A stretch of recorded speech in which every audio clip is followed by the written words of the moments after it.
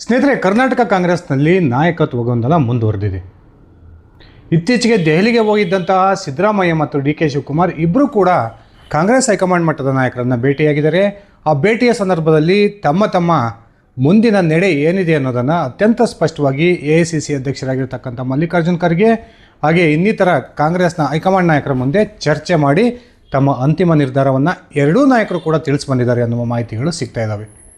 ಒಂದು ಕಡೆ D K Shivakumar 30 ತಿಂಗಳ ಅವಧಿಯ ನಂತರ ತನಗೆ ಕಾಂಗ್ರೆಸ್ ಹೈಕಮಾಂಡ್ ಒಂದು ಮಾತನ್ನು ಕೊಟ್ಟಿದೆ. ಆ ಮಾತಿನ ಪ್ರಕಾರ ಸಿದ್ದರಾಮಯ್ಯನವರು ಮುಖ್ಯಮಂತ್ರಿ ಸ್ಥಾನದಿಂದ ಕೆಳಗಿಳಿದು ನಾನು ಡಿಸೆಂಬರ್ನ ಬೆಳಗಾವಿಯ ಚಳಿಗಾಲದ ಅಧಿವೇಶನದ ವೇಳೆಗೆ ನಾನು ರಾಜ್ಯದ ಮುಖ್ಯಮಂತ್ರಿಯಾಗಿ ಆ ಅಧಿವೇಶನದಲ್ಲಿ ಭಾಗವಹಿಸ್ತೀನಿ ಅನ್ನುವ ಹೇಳಿಕೆಯನ್ನು ಕೊಡ್ತಾ ಇದ್ದರೆ, ಇನ್ನೊಂದು ಕಡೆ ಸಿದ್ದರಾಮಯ್ಯ ಮತ್ತು ಅವರ ಬೆಂಬಲಿಗರು ಯಾವುದೇ ಕಾರಣಕ್ಕೂ ಕೂಡ ರಾಜ್ಯದಲ್ಲಿ ಅಧಿಕಾರ ಹಂಚಿಕೆ ಪ್ರಶ್ನೆ ಇಲ್ಲ, ಉಳಿದಿರ್ತಕ್ಕಂಥ ಅವಧಿಯೂ ಕೂಡ ಸಿದ್ದರಾಮಯ್ಯನವರೇ ಮುಖ್ಯಮಂತ್ರಿಯಾಗಿ ಮುಂದುವರಿತಾರೆ. ಆ ಕಾರಣಕ್ಕೆ ಕಾಂಗ್ರೆಸ್ ಹೈಕಮಾಂಡ್ ಈಗ ಸಚಿವ ಸಂಪುಟದ ಪುನರ್ರಚನೆಗೆ ಒಂದು ಒಪ್ಪಿಗೆಯನ್ನು ಕೊಡೋದ್ರ ಮೂಲಕ ಸಿದ್ದರಾಮಯ್ಯನವರ ಒಂದು ಅಧಿಕಾರಾವಧಿ ಸಂಪೂರ್ಣಗೊಳಿಸ್ತಾರೆ ಅನ್ನುವ ಒಂದು ಸುಳಿವನ್ನು ಕೊಟ್ಟಿದೆ ಅನ್ನುವ ಹೇಳಿಕೆಗಳನ್ನು ಕೊಡ್ತಾ ಇದ್ದಾರೆ. ಈ ನಡುವೆ AICC ಅಧ್ಯಕ್ಷರಾಗಿರ್ತಕ್ಕಂಥ ಮಲ್ಲಿಕಾರ್ಜುನ್ ಖರ್ಗೆ ಅವರ ಜೊತೆ ಸುಮಾರು 45 ನಿಮಿಷಗಳ ಕಾಲ ಒಂದು ಮಾತುಕತೆಯನ್ನು ನಡೆಸಿರ್ತಕ್ಕಂಥ KPCC ಅಧ್ಯಕ್ಷ ಹಾಗೂ ಮುಂದಿನ ಮುಖ್ಯಮಂತ್ರಿ ಸ್ಥಾನದ ಆಕಾಂಕ್ಷಿಯಾಗಿರ್ತಕ್ಕಂಥ ಡಿ ಕೆ ಶಿವಕುಮಾರ್, ಒಂದು ವೇಳೆ ತಮಗೆ ಮುಖ್ಯಮಂತ್ರಿ ಸ್ಥಾನವನ್ನು ನೀವು ಕೊಟ್ಟ ಮಾತಿನಂತೆ ಕೊಡದೇ ಹೋದರೆ ನಾನು ಏನೆಲ್ಲ ನಡೆಯನ್ನು ಅನುಸರಿಸ್ಬೋದು ಅನ್ನುವ ಒಂದು ಹೇಳಿಕೆಗಳನ್ನು ಕೂಡ ಕೊಟ್ಟು ಬಂದಿದ್ದಾರೆ ಅನ್ನುವ ಮಾತುಗಳು ಕೇಳಿ ಬರ್ತಾ ಇದ್ವು. ಈ ನಡುವೆ ಏಕಾಏಕಿ ಸುಮಾರು 10 ತಿಂಗಳಿಂದ ಡಿ ಕೆ ಶಿವಕುಮಾರ್ ಅವರ ಭೇಟಿಗೆ ಅವಕಾಶವನ್ನು ಮಾಡಿಕೊಡದೇ ಇರತಕ್ಕಂಥ ರಾಹುಲ್ ಗಾಂಧಿ ಅವರು ಸಿದ್ದರಾಮಯ್ಯನವರ ಭೇಟಿಗೆ ಹೇಗೆ ಅವಕಾಶವನ್ನು ಮಾಡಿಕೊಟ್ರು ಅನ್ನುವ ಪ್ರಶ್ನೆಗಳು ಕೂಡ ಉಟ್ಕೊಂಡಿದ್ವು. ಈ ನಡುವೆ ರಾಹುಲ್ ಗಾಂಧಿ ಮತ್ತು ಸಿದ್ದರಾಮಯ್ಯನವರ ನಡುವೆ ಮೊನ್ನೆ ಒಂದು 10 ನಿಮಿಷಗಳ ಕಾಲ ಒಂದು ಮಾತುಕತೆ ನಡೆದಿತ್ತು. ಆ ಮಾತುಕತೆಯ ನಂತರವೇ ರಾಜ್ಯದ ಸಚಿವ ಸಂಪುಟದ ಪುನರ್ರಚನೆಗೆ ರಾಹುಲ್ ಗಾಂಧಿ ಅವರು ಒಪ್ಪಿಗೆಯನ್ನು ಕೊಟ್ಟಿದ್ದಾರೆ ಅನ್ನುವ ಒಂದು ಸುದ್ದಿ ಕೂಡ ಮಾಧ್ಯಮಗಳಲ್ಲಿ ಹರಿದಾಡಿತ್ತು. ಇದೀಗ ಆ ಸುದ್ದಿ ಸುಳ್ಳು ಅಂತಕ್ಕಂಥದ್ದು ಗೊತ್ತಾಗಿದೆ. AICC ಅಧ್ಯಕ್ಷರಾಗಿರ್ತಕ್ಕಂಥ ಮಲ್ಲಿಕಾರ್ಜುನ್ ಖರ್ಗೆ ಅವರು ಯಾವುದೇ ಕಾರಣಕ್ಕೂ ಸಚಿವ ಸಂಪುಟದ ಪುನರ್ರಚನೆಗಾಗಲಿ ನಾಯಕತ್ವದ ಬದಲಾವಣೆಗಾಗಲಿ ಕಾಂಗ್ರೆಸ್ ಹೈಕಮಾಂಡ್ ಯಾವುದೇ ಒಂದು ತೀರ್ಮಾನವನ್ನು ತೆಗೆದುಕೊಂಡಿಲ್ಲ ಅನ್ನುವ ಹೇಳಿಕೆಯನ್ನು ಕೊಟ್ಟಿದ್ದಾರೆ. ಆ ಮೂಲಕ ರಾಜ್ಯದ ನಾಯಕತ್ವದ ಗೊಂದಲ ಇನ್ನೂ ಕೂಡ ಮುಂದುವರೆದಿದೆ. ಇದೇ ಸಂದರ್ಭದಲ್ಲಿ 2006ನೇ ಇಸ್ವಿಯ ವೇಳೆಗೆ JDS ಅನ್ನು ತೊರೆದು ಕಾಂಗ್ರೆಸ್ ಸೇರ್ಪಡೆಯಾಗಿದ್ದಂತಹ ಸಿದ್ದರಾಮಯ್ಯನವರು ಇದೀಗ ಕಾಂಗ್ರೆಸ್ಗೆ ಬಂದು 19 ವರ್ಷಗಳ ಅವಧಿಯಲ್ಲಿ ಸಾಕಷ್ಟು ಅಧಿಕಾರವನ್ನು ಕಾಂಗ್ರೆಸ್ನಲ್ಲಿ ಅನುಭವಿಸಿದ್ದಾರೆ. 2 ಬಾರಿ ರಾಜ್ಯದ ಮುಖ್ಯಮಂತ್ರಿಯಾಗಿ, 2 ಬಾರಿ ರಾಜ್ಯ ವಿಧಾನಸಭೆ ವಿರೋಧ ಪಕ್ಷದ ನಾಯಕನಾಗಿ, ಹಾಗೆ 1 ಬಾರಿ ಕುಮಾರಸ್ವಾಮಿ ಅವರ ನೇತೃತ್ವದ ಸಮ್ಮಿಶ್ರ ಸರ್ಕಾರ ಇದ್ದಂಥ ಸಂದರ್ಭದಲ್ಲಿ ಒಂದು ಸಮನ್ವಯ ಸಮಿತಿಯ ಅಧ್ಯಕ್ಷನಾಗಿಯೂ ಕೂಡ ಸಿದ್ದರಾಮಯ್ಯನವರು ಕಾಂಗ್ರೆಸ್ನಲ್ಲಿ ಸಾಕಷ್ಟು ಅಧಿಕಾರವನ್ನು ಅನುಭವಿಸಿದ್ದಾರೆ.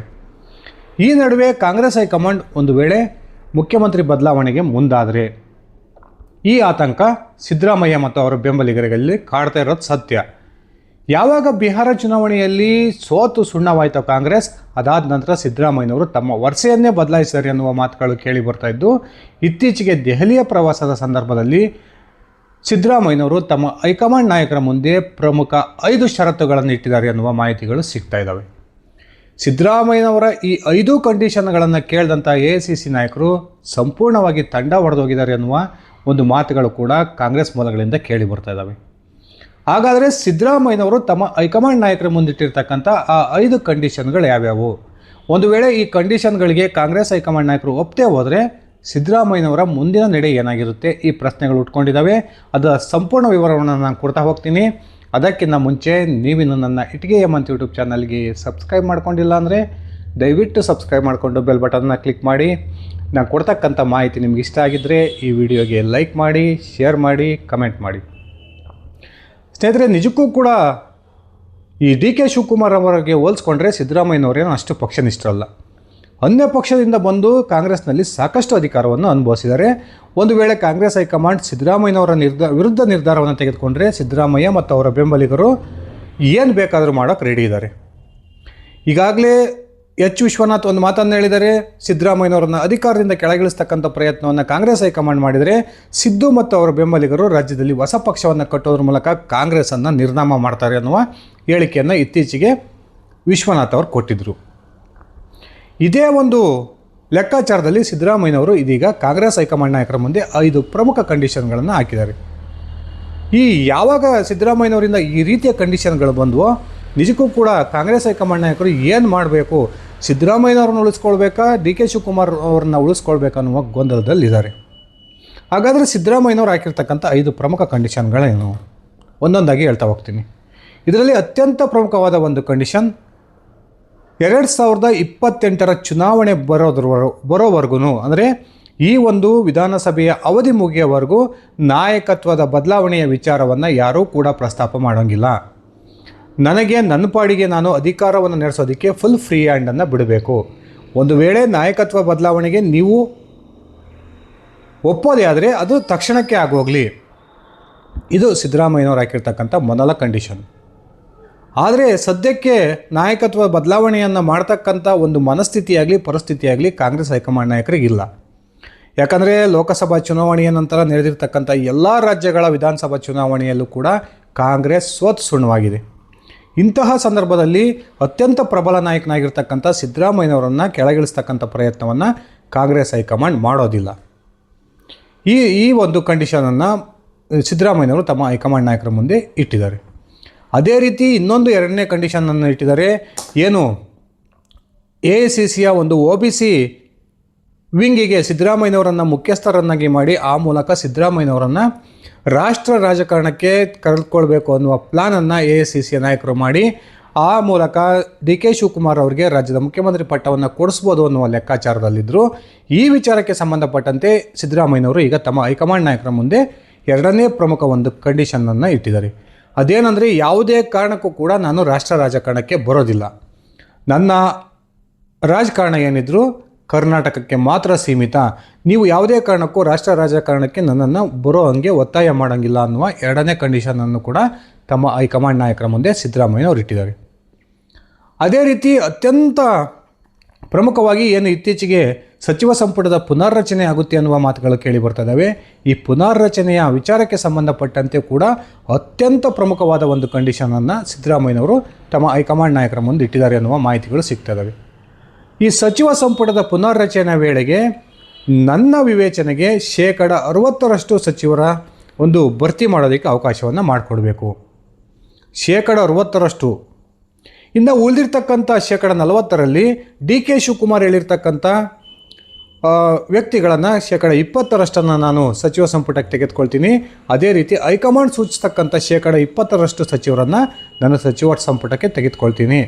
ಆ ಮೂಲಕ 60% ನನಗೆ ಸಚಿವರನ್ನು ನನ್ನ ವಿವೇಚನೆಗೆ ತಕ್ಕಂಗೆ ಒಂದು ನೇಮಕ ಮಾಡೋದಕ್ಕೆ ಅವಕಾಶವನ್ನು ಮಾಡಿಕೊಡ್ಬೇಕು ಅನ್ನುವ 3ನೇ ಕಂಡೀಷನನ್ನು ಕೂಡ ಸಿದ್ದರಾಮಯ್ಯನವರು ತಮ್ಮ ಹೈಕಮಾಂಡ್ನ ಮುಂದೆ ಇಟ್ಟಿದ್ದಾರೆ.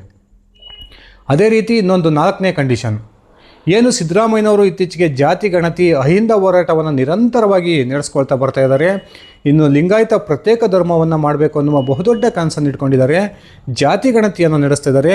ಈ ಯಾವುದೇ ಒಂದು ಸಾಮಾಜಿಕ ಹೋರಾಟಗಳಿಗೂ ಕೂಡ ಕಾಂಗ್ರೆಸ್ ಹೈಕಮಾಂಡ್ ಬ್ರೇಕ್ ಹಾಕೋಂಗಿಲ್ಲ. ನಾನು ಅಧಿಕಾರದಲ್ಲಿರೋವರೆಗೂ ಏನೆಲ್ಲ ಮಾಡಬೇಕು ಅಂತ ಅಂದ್ಕೊಂಡಿದ್ದೀನೋ ಅವನ್ನೆಲ್ಲ ಮಾಡ್ತೀನಿ, ನೀವು ಯಾವುದೇ ಕಾರಣಕ್ಕೂ ಈ ವಿಚಾರದಲ್ಲಿ ಇಂಟರ್ಫಿಯರ್ ಆಗೋಂಗಿಲ್ಲ ಅನ್ನುವ ಒಂದು ಇನ್ನೊಂದು ಕಂಡೀಷನನ್ನು ಕೂಡ ಸಿದ್ದರಾಮಯ್ಯನವರು ಹಾಕಿದ್ದಾರೆ. ಇನ್ನು ಅತ್ಯಂತ ಪ್ರಮುಖವಾಗಿ ಡಿ ಕೆ ಶಿವಕುಮಾರ್ ಏನು ಈಗ ನನಗೆ ಮುಖ್ಯಮಂತ್ರಿ ಸ್ಥಾನ ಸಿಗದೇ ಹೋದರೂ ಕೂಡ 2028ಕ್ಕಾದರೂ ನಾನು ಮುಖ್ಯಮಂತ್ರಿ ಆಗ್ತೀನಿ ಅನ್ನುವ ನಿರೀಕ್ಷೆಯನ್ನು ಇಟ್ಕೊಂಡಿದ್ದಾರೆ. ಈ ವಿಚಾರಕ್ಕೆ ಸಂಬಂಧಪಟ್ಟಂತೆ 2028ರ ವಿಧಾನಸಭಾ ಚುನಾವಣೆಯು ಕೂಡ ನನ್ನ ನೇತೃತ್ವದಲ್ಲಿಯೇ ನಡಿಬೇಕು ಅನ್ನುವ ಇನ್ನೊಂದು ಕಂಡೀಷನನ್ನು ಸಿದ್ದರಾಮಯ್ಯನವರು ತಮ್ಮ ಹೈಕಮಾಂಡ್ನ ಮುಂದೆ ಇಟ್ಟಿದ್ದಾರೆ ಅನ್ನುವ ಮಾತುಗಳು ಕೇಳಿ ಬರ್ತವೆ. ಒಂದು ವೇಳೆ 2028ಕ್ಕೆ KPCC ಅಧ್ಯಕ್ಷರು ಯಾರಾದರೂ ಆಗಿರಲಿ, ಚುನಾವಣೆ ಮಾತ್ರ ನನ್ನ ನೇತೃತ್ವದಲ್ಲಿಯೇ ನಡಿಬೇಕು. ಆ ಮೂಲಕ ತನಗೆ ಬೇಕಾಗಿರ್ತಕ್ಕಂಥವ್ರಿಗೆ ಟಿಕೆಟನ್ನು ಕೊಟ್ಟು ಅವರನ್ನು ಗೆಲ್ಲಿಸ್ಕೊಂಡು ಮುಂದಿನ ಸರ್ಕಾರದಲ್ಲಿ ನಾನು ಆಟ ಆಡ್ಬೋದು ಅನ್ನೋದು ಸಿದ್ದರಾಮಯ್ಯನವರ ಲೆಕ್ಕಾಚಾರ. ಈ ರೀತಿ ಪ್ರಮುಖ 5 ಷರತ್ತುಗಳನ್ನು ತಮ್ಮ ಹೈಕಮಾಂಡ್ನ ಮುಂದೆ ವಿಧಿಸಿರ್ತಕ್ಕಂಥ ಸಿದ್ದರಾಮಯ್ಯನವರು ಒಂದು ವೇಳೆ ನಾನು ಹಾಕಿರ್ತಕ್ಕಂಥ ಕಂಡೀಷನ್ಗಳನ್ನು ಕಾಂಗ್ರೆಸ್ ಹೈಕಮಾಂಡ್ ನಾಯಕರು ಒಪ್ಪದೆ ಹೋದರೆ ನಾನು ಬೇರೆಯದೇ ಆದಂತಹ ರಾಜಕೀಯ ನಿರ್ಧಾರವನ್ನು ತೆಗೆದುಕೊಳ್ತೀನಿ ಅನ್ನುವ ಒಂದು ಎಚ್ಚರಿಕೆಯನ್ನು ಕೂಡ ಹೈಕಮಾಂಡ್ ಮಟ್ಟದ ನಾಯಕರಿಗೆ ತಲುಪಿಸಿದ್ದಾರೆ ಅನ್ನುವ ಮಾತುಗಳು ಕೇಳಿ ಬರ್ತದವೆ. ಕಾದು ನೋಡೋಣ ಸ್ನೇಹಿತರೆ, ನಿಜಕ್ಕೂ ಕೂಡ ಸಿದ್ದರಾಮಯ್ಯ ಹಾಕಿರ್ತಕ್ಕಂಥ ಈ ಷರತ್ತುಗಳಿಗೆ ಕಾಂಗ್ರೆಸ್ ಹೈಕಮಾಂಡ್ ಒಪ್ಕೊಳ್ಳೋದ್ರ ಮೂಲಕ ಸಂಪೂರ್ಣವಾಗಿ ಅಹಿಂದ ನಾಯಕನಿಗೆ ಶರಣಾಗುತ್ತಾ ಅಥವಾ ಕಾಂಗ್ರೆಸ್ ಹೈಕಮಾಂಡ್ ತನ್ನದೇ ಆದಂಥ ಒಂದು ನಿರ್ಧಾರವನ್ನು ತೆಗೆದುಕೊಳ್ಳೋದ್ರ ಮೂಲಕ ಸಿದ್ದರಾಮಯ್ಯನವರನ್ನು ಮುಖ್ಯಮಂತ್ರಿ ಕುರ್ಚಿಯಿಂದ ಕೆಳಗಿಳಿಸಿ ಪಕ್ಷನಿಷ್ಠನಾಗಿರ್ತಕ್ಕಂಥ ಡಿ ಕೆ ಶಿವಕುಮಾರ್ ಅವರಿಗೆ ರಾಜ್ಯದ ಮುಖ್ಯಮಂತ್ರಿ ಸ್ಥಾನವನ್ನು ಒದಗಿಸಿಕೊಡುತ್ತಾ ಈ ವಿಚಾರದ ಕುರಿತು ನಿಮ್ಮ ವೈಯಕ್ತಿಕ ಅಭಿಪ್ರಾಯವನ್ನು ಕಮೆಂಟ್ ಮಾಡಿ. ಧನ್ಯವಾದಗಳು ಸ್ನೇಹಿತರೆ, ಶುಭ ದಿನ.